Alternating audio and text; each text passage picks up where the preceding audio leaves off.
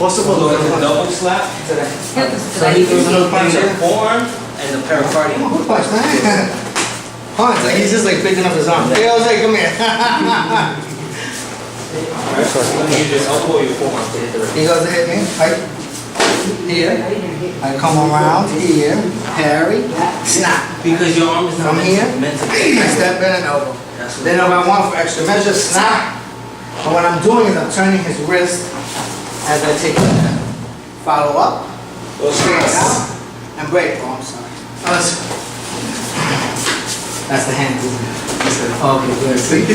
But that's what we're doing. So when we attack, when he comes, okay, the harder he comes, right? Boom. I come around, and I want to parry. Boom. It's the same exact technique we were doing on the wall. Yep. Here, pop. But now we have more room. Boom. Snap and throw.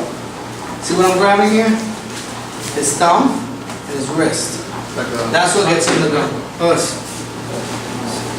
Yeah, so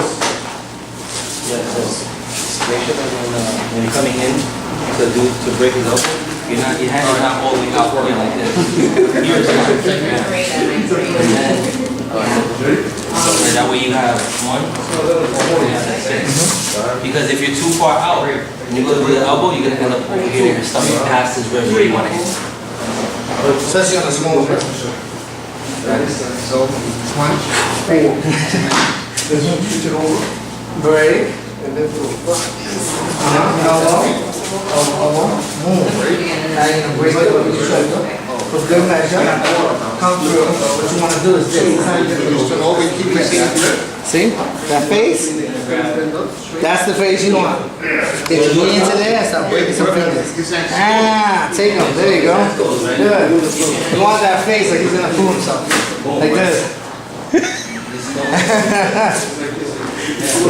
Why did I mess with this guy? So from here, if this is closed, if you can't grab this piece, make a way to let go. There you go. That's what I'm doing. And I want to go to Doesn't matter if his hand's closed. Here, so I'm just want to show you. Break first. So yeah, you just take it. Break, strike, Close. come in, there we go. Now over. Yep, and twist. We want to start moving it to start twisting. Go. Twist. You're gonna add the hand extra pressure. Good. And it's not a lot of pressure to do either. So you want to get the hand this way.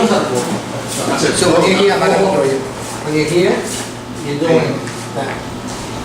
Twisting motion. Because when the thumb goes, his head's going to go. So some doing, all I really need is one hand. Two makes it one front. But really all I need is just one. Listen. One. break. You gotta twist his wrist. Well, see, you have that table. You have him? The difference in the way he reacts?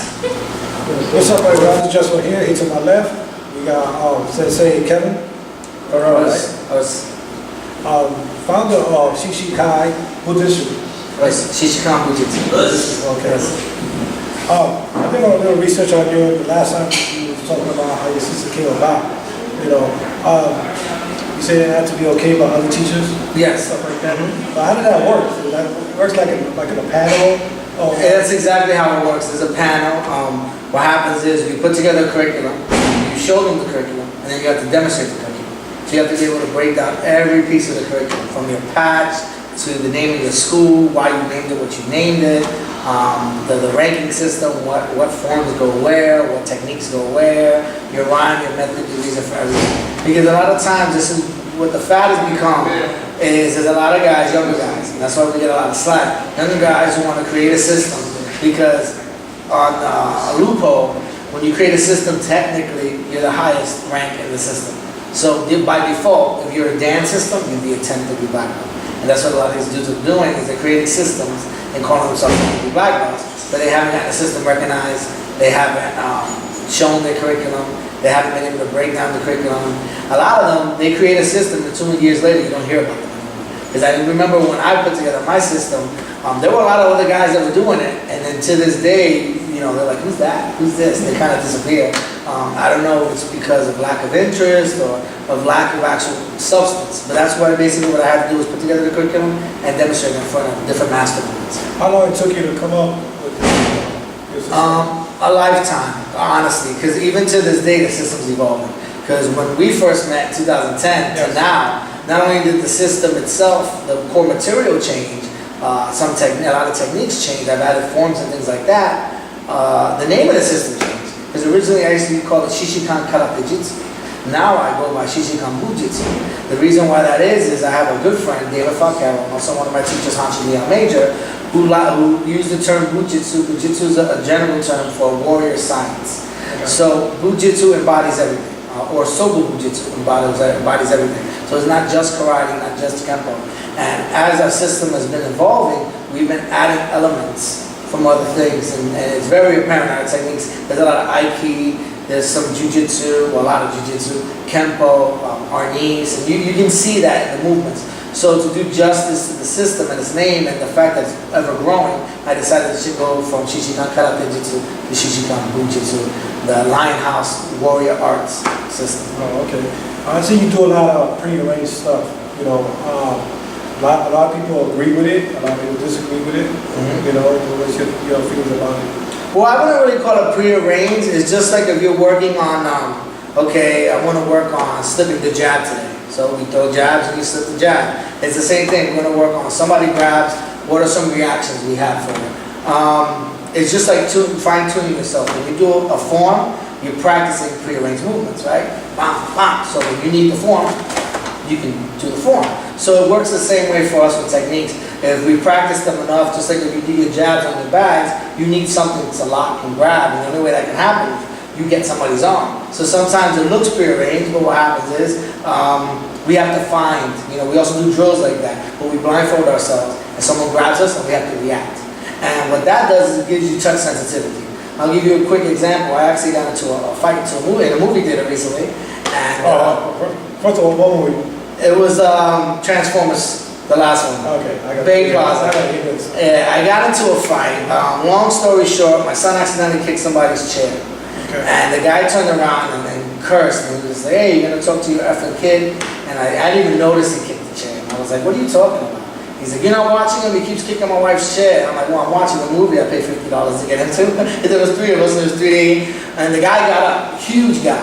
And the minute he took a swing at me, I caught him, grabbed him, brought him down, and when I hit him, he put his hand on me. The minute he put his hand on me, mind you, I still had my 3D glasses on, and it was in the theater. I grabbed that finger and just snapped, and I heard him scream, ah! Yeah, and his wife dragged him out of there and everything. It was crazy. But the idea is that touch sensitivity. You really don't need your eyes. In reality, once you know where certain body parts are, you can react. And that's the way we train, is to set ourselves up for that. So, I mean, if it looks prearranged, I guess that's what you could call it, but the reality is it's giving yourself motor function memory. You touch, I react. You touch, I react, So the only way to train that way is to be touched. See, I would have paid to see that situation other than Transformers 4. It was a lot more entertaining, I'll tell you that. So, what's new for you in the future? Any projects you want to say that's coming up that you want to, promote? I have a lot of seminars I'm doing in Rhode Island because I actually have a long distance student and a group of people out there. So I go out there every month. So that's one thing I like to say. If anybody's in the New England area, Connecticut, Rhode Island, Massachusetts, you're more than welcome to come. It's an open session. It's not just for people who are studying the art. But they can reach you at? They can reach me on my Facebook if they like. On Facebook, I'm Kevin Pereira Hanshi. You can reach me on Gmail if you want, shishikanbujutsu@gmail.com. Also my website, shishikan.weebly.com. YouTube, I'm on YouTube. You can just type in my name and I'm on YouTube. All right. Last question, even though you're a founder of a system that got approved, are you still learning? Absolutely. I consider myself not only the founder of a system, I'm a teacher of the system, the leader of the system, but I'm a student of my own system. Because reality is if I don't stay sharp in my locking drills and all that stuff, I'm going to slack off. So there's going to be that day, there's going to be that one student that has a question, and I'm going to look like a fool when they get out of the lock or do this or do that. So I always got to stay one step ahead of myself. because my students are getting good, and I'm very proud of them. And when I see them, I'm like, oh man, I gotta go back and do some more katas, I gotta go back and do some more drills. So when my students train, I train with them. You know, we do the hand drills together, whether they're a white belt or a brown belt or a black belt or whoever. I train with my guys. When we do our katas, I do it with them. I don't just sit there and watch. You know, so I'm constantly practicing, 7 days a week. You know, every day of the month, I'm always practicing, even if it's just an hour. You know, I'm always doing something. Kata, thinking of techniques, thinking of new techniques, that kind of thing. So yeah, I'm a student of the game always. You know, that's why I put white on this new belt. There's white kanji on the belt to show that I'm always pure, I'm always open to learning new things. Oh, okay. Well, thank you very much. Thank you. I appreciate your time. Thank you for coming by. This is Jess here for the Jessoneshow. Keep watching. Peace.